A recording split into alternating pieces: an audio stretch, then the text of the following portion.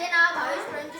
मी इयत्ता 7वी शिकतो. माझ्या शाळेचे नाव जिल्हा परिषद पूर्व माध्यमिक मराठी शाळा आसराय. मी मी मी आमच्या शाळेतील बाल वाचनालय मधील एक पुस्तक घेतले.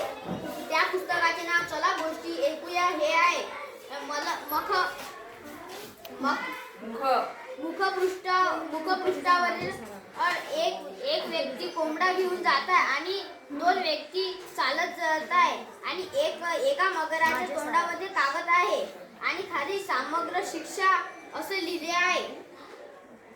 आणि मला पृष्ठभागावर आणि समग्र शिक्षा असे लिहिले आहे आणि कोयल सिरीज असे लिहिले आहे आणि एका डहाळीवर एक पोपट बसलेला आहे आणि स्वच्छ भारत आणि एक कदम स्वच्छता की ओर हे लिहिले आहे. मी चला गोष्टी ऐकूया ह्या बुकामधील एक गोष्ट पाठ केलेली आहे. त्या गोष्टीचे नाव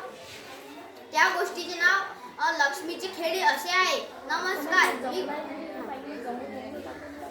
माझ्या गोष्टीचे नाव लक्ष्मीची खेळी आहे. एका गावामध्ये एक ब्राह्मणाचं कुटुंब राहत होतं. त्या कुटुंबामध्ये ब्राह्मणाची पत्नी आणि ब्राह्मण राहत होता. ब्राह्मण खूप दानशूर होता. ब्राह्मणाचे खाण्याचे वांदे होते, पण ब्राह्मण दररोज आपल्या घरी दोन व्यक्तींना जेवणासाठी बोलायचा आणि भिक्षा मागून त्या दोघांचं पोट भरायचा. आणि एके दिवशी त्याच्या पत्नीने त्याला म्हटले, अरे आपलेच तर खाण्याचे वांदे आहे, तू त्या दोघांना कशासाठी बोलावतोस? ब्राह्मणाने काही नाही म्हटले आणि ब्राह्मण निघून गेला.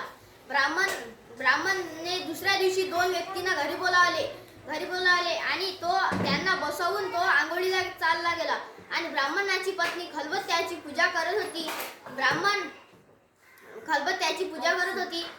आणि ते दोघं आपसात बोलू लागले. आणि त्या दोघांनी विचारलं ब्राह्मणाच्या पत्नीला की तुम्ही या खलबत्त्याची पूजा कशासाठी करत आहे? ब्राह्मणाच्या पत्नीने म्हटले, अरे तुम्ही कोणाला सांगता नाही ना, तरच मी सांगते. आणि त्या दोघांनी म्हटलं नाही सांगत. आणि मग त्या ब्राह्मणाच्या पत्नीने त्यांना सांगितले की माझा पती दोन व्यक्तींना बोलावतो आणि या खलबत्त्याने मारतो एवढं आहे.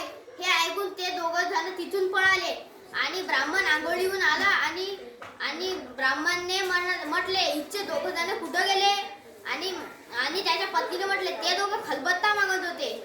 आणि ब्राह्मणने कपडे घातले आणि खलबत्ता घेतला आणि ब्राह्मण पण त्यांच्या मागे पळू लागला. त्या दोघांना वाटले की हा तर आपल्याला खलबत्ता मारते आणि ब्राह्मणांना वाटलं हे खलबत्ता पाहिजे नाही. धन्यवाद.